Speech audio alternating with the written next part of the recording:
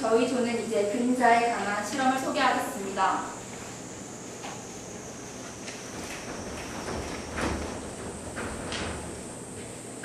이제부터 저희 조는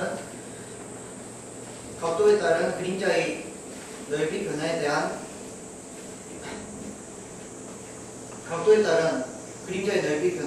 변화에 관한 실험에 대해서 소개하겠습니다.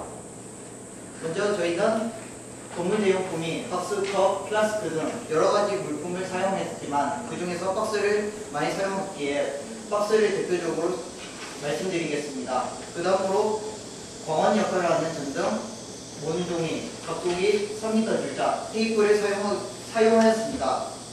저희가 실험을 하는데 조작 변인과 통제 변인을 설정해 보았습니다.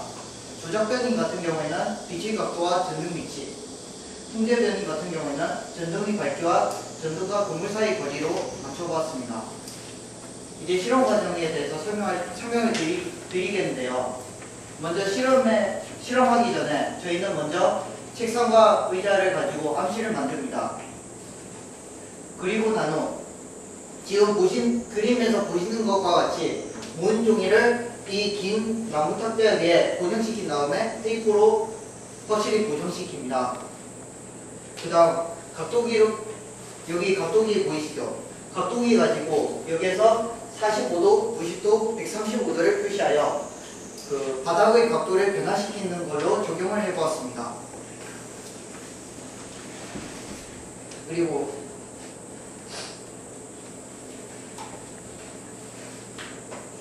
이 각도기가 표시된 지점 앞에 건물을 설치하여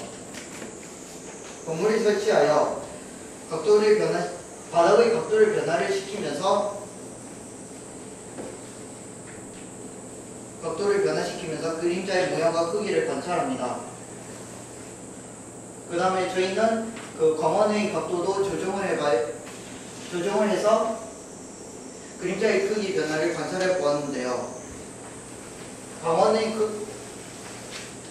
광원의 각도 변화는 각각 10도씩 변화시켜서 20도에서 60도까지 변화시켜서 그림자의 크기를 측정해 보았습니다. 지금 제가 네임펜을 표시하는 모습이 보이는데요. 그 다음 과정으로는 관찰한 것을 모눈종이에다가 네임펜으로 표시하면서 그 면적을 구하게 되고 그 면적을 통하여 데이터 정리를 하게 됩니다.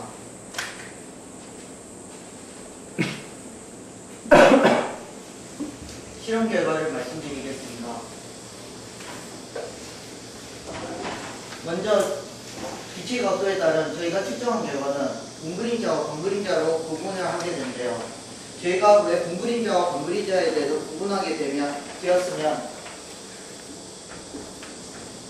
어떤 물체가 있을 때 광원이 띄게 되면 이렇게 직사각형으로 아주 진하게 형성되어 있는 그림자가 있고 넓게 퍼져가지고 분그림자보다 더 큰 그림자가 형성된 경우가 있습니다. 이때 저희는 이것을 분그림자라고 하고 이것을 광그림자라고 하여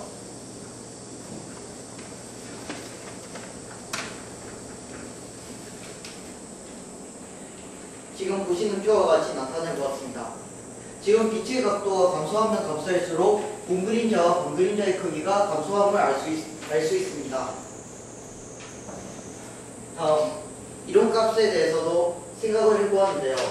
이론값 같은 경우에는 우리가 알고 있는 정사형 값을 적용하여 알아보았습니다.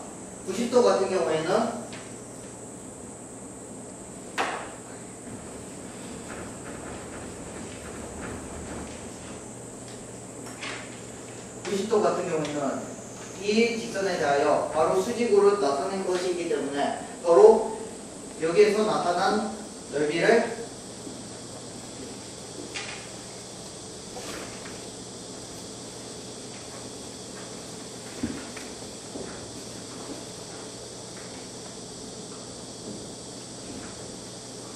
S 코사인 90도 마이너스 세타로 나타낼 수 있는데요. 왜 저희가 90도 마이너스 세타로 나타내게 된 이유는 저희는 이걸 수직으로 했을 때 광원을 이렇게 기울여서 세타로 표시하게 됩니다. 그렇게 되면 이걸 이 직선과 이 직선은 서로 수직으로 된다고 가정을 하고 이 직선, 이 각도랑 세타로 갖게 되면 알 수 있습니다. 그렇지만 이것을 세타로 하게 되면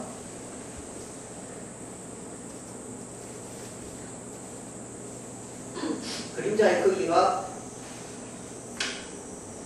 크기가 이 면적보다 더 작게 나오기 때문에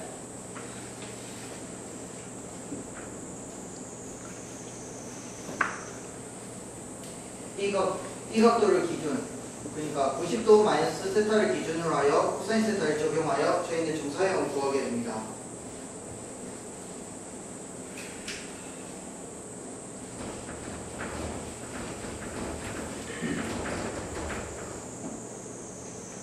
결과 분석을 하게 되면 저희는 이론으로 구한 그림자의 값과 공그림자의 넓이 변화를 비교해 보았습니다.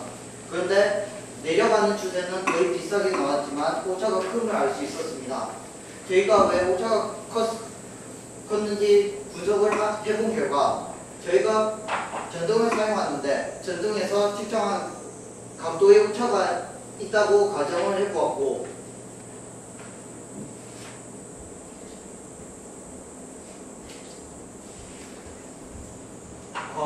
강원도 매결정부라서 평평하게 빛을 쏘는 게 아니라 둥그렇게 빛을 쏘기 때문에 오차가 생긴 것으로 분석을 하겠습니다. 다음은 생활 속의 그림자가 이용되는 구조를 설명하겠습니다. 첫 번째 그림은 그림자 놀이입니다.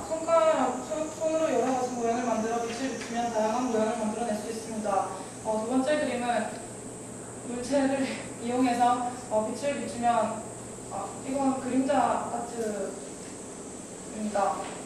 물체나 재활용품을 이용해서 빛을 비추어서 예술 작품을 만들 수 있는 것이고요. 세 번째 그림은 그림자 연극이고 이것도 마찬가지로 종이 모형을 만들어서 그림자를 비추어서 연극을 하는 것입니다.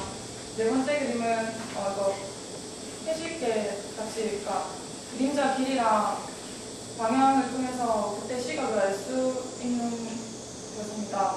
다섯 번째는 월식을 나타내는 사진입니다.